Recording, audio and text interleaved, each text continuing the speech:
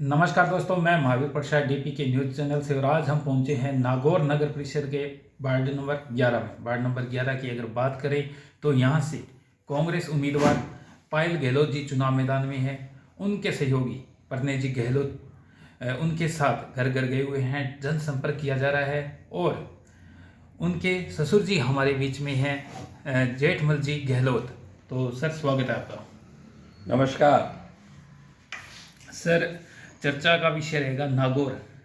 आप एक सामाजिक कार्यकर्ता भी रहे हो। नागौर को किस तरह से, किस नज़रिए से आप देख रहे हो? साहब, नागौर में पिछले कई वर्षों से मैं बराबर समाज सेवा से जुड़ा हुआ हूँ और मैं देख रहा हूँ जो विकास की गति नागौर को मिलनी चाहिए वो नहीं मिल रही है। अब इसमें कुछ उदासीनता हमारे राजनेताओं को भी रही और नगर परिषद की विशेष जिम्मेदारी होती है कि वो इस विकास में गति दे, लेकिन शहर की पूर्ण सड़कें उखड़ी पड़ी है, उनको कोई रिपेयर करने वाला बार बार शिकायत के भी नहीं आ रहे हैं। हमें मेरी पुत्र वधू वार्ड नंबर 11 से नगर परिषद के चुनाव लड़ रही है। महिला सीट होने के वजह से हम में से कोई इसमें उम्मीदवार प्रत्याशी नहीं बन सकता था।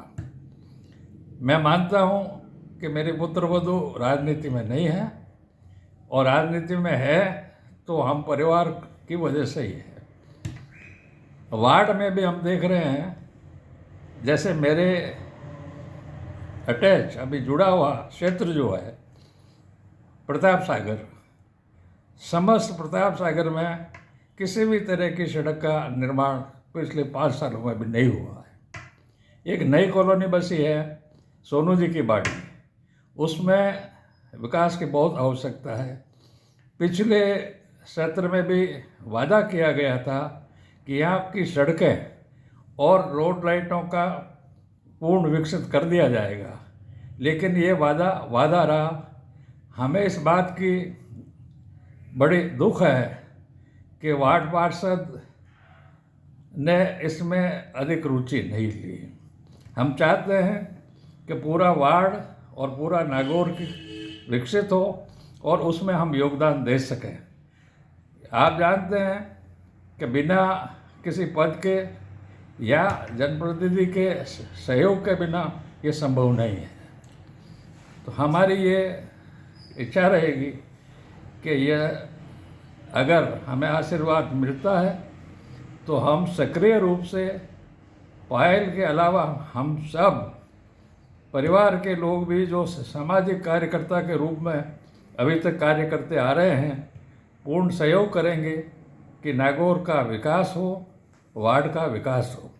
सर, नागौर का फीडबैक लिया जा रहा है, प्रत्येक वार्डों में जाया जा रहा है तो सभी जगह सीवरेज को लेकर दिक्कत है, पेयजल को लेकर है, सड़कों को लेकर है।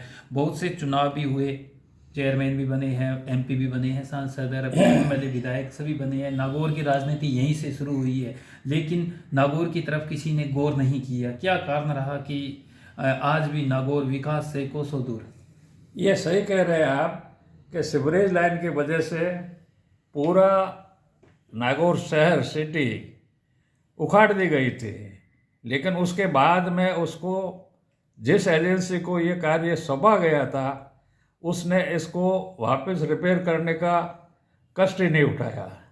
इस वजह से अगर आप किसी भी सड़क पे जाओगे तो व्यवधान ही व्यवधान मिलेगा। अब बावजूद ऊपर तक शिकायत करने के भी ये कार्य संपन्न नहीं हो रहा है।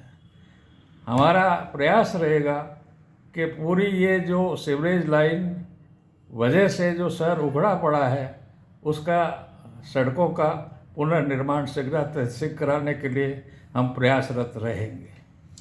सर, अब आपके पुत्र वधू चुनाव मैदान में है और नागौर की जितनी भी जनता है इस बार फिर से वापस रिपीट करना चाहती है, कांग्रेस को लाना चाहती है।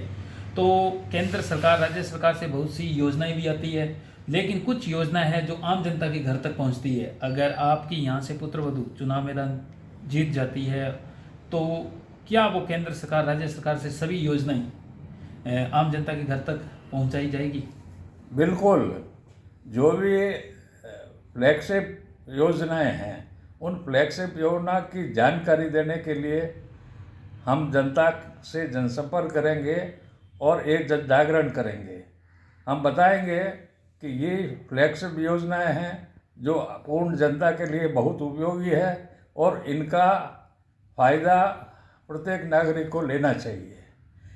इस मामले में पूर्ण तरह से लिटरेचर वगैरह हमारे पास मौजूद है और हम प्रयास करेंगे कि इसको अधिक से अधिक प्रचारित किया जाए ताकि आम नागरिक इन फ्लैगशिप योजनाओं का लाभ ले सके। सर, आपने बीच में एक सवाल का जवाब दिया था, महिला जो आपकी यहाँ से पुत्रवधू है कि कभी राजनीति में नहीं आई है, लेकिन इस बार आप अपने पूरे परिवार के साथ मिलकर विकास की डोर संभालोगे, जनता का विकास करवाओगे। बहुत से वार्डों में गए तो वहाँ पे महिला घरों तक ही सीमित रहती है, राजनेता बनने के बाद भी घर तक ही सीमित रहती है। महिला सशक्तिकरण के बारे में आप क्या कहना चाहोगे? देखिए, मेरी पुत्रवधू स्नातक है, अनपढ़ नहीं है और ये इस राजनीति में आने के पश्चात बिल्कुल प्रयत्नरत रहेगी कि इन योजनाओं का पूरी जानकारी खुद रखे और आम जनता तक पहुंचाने का प्रयत्न खुद करे।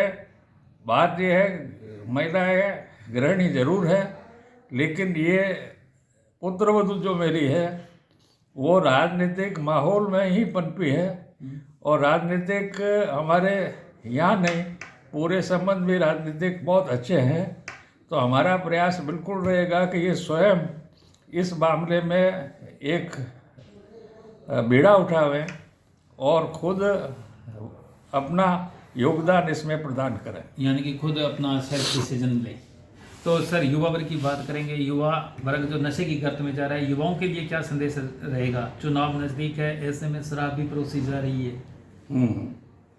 इसमें राज्य सरकार और केंद्र सरकार भी समय समय पर ऐसे कानून ला रही है कि इसमें प्रतिबंध लगाया जाए। युवा ज़्यादातर स्कूल कॉलेज के पास जहाँ भी है वहाँ सरकार ने ये नियम बना दिया है कि 100 मीटर तक किसी तरह की जर्दा, गुटखा, सिगरेट, बीड़ी की दुकान नहीं रहेगी और वो उनको भी पाबंद किया गया है कि वो नाबालिगों को दूसरी जगह भी ऐसे पदार्थों का विक्रय नहीं करें। जन जागरण की इसमें बहुत आवश्यकता है और जो भी इसके कुफायदे हैं, नुकसान हैं, वो प्रचारित करने की आवश्यकता है और लोगों को ये बात समझ में आ जानी चाहिए कि नशा एक बहुत बड़ी समझ लीजिए अभिशाप है। सर, 28 तारीख को एक महा उत्सव है, लोकतंत्र का पर्व है। पूरे नागौर वासी अपने घरों से बाहर मतदान केंद्र पर पहुंचेंगे, अपने मत का प्रयोग करेंगे। तो आप अपने पूरे नागौर वासियों को, साथ ही अपने वार्ड 11 की जनता को क्या संदेश देना चाहोगे? वार्ड 11 को मेरा यही संदेश है कि अपेक्षा है इस बार कांग्रेस का ही बोर्ड बनेगा और ये बोर्ड कार्य करेगा क्योंकि इनका कड़ी जुड़ी हुई है राज्य सरकार से। राज्य सरकार और स्थानीय जो भी नगर परिषद पालिका होती है इनमें सामंजस्य जरूरी है और इसके सामंजस्य से ही हम कई तरह की योजना है जिनके लिए बजट वगैरह हासिल करने में कामयाब रह सकते हैं और इसके लिए पूर्णतया हम समर्पित रहेंगे। तो ये थे यहाँ से नागौर समाज सेवी एक कार्यकर्ता के रूप में भी जाने जाते हैं, जेठमल जी से हमारी मुलाकात हुई।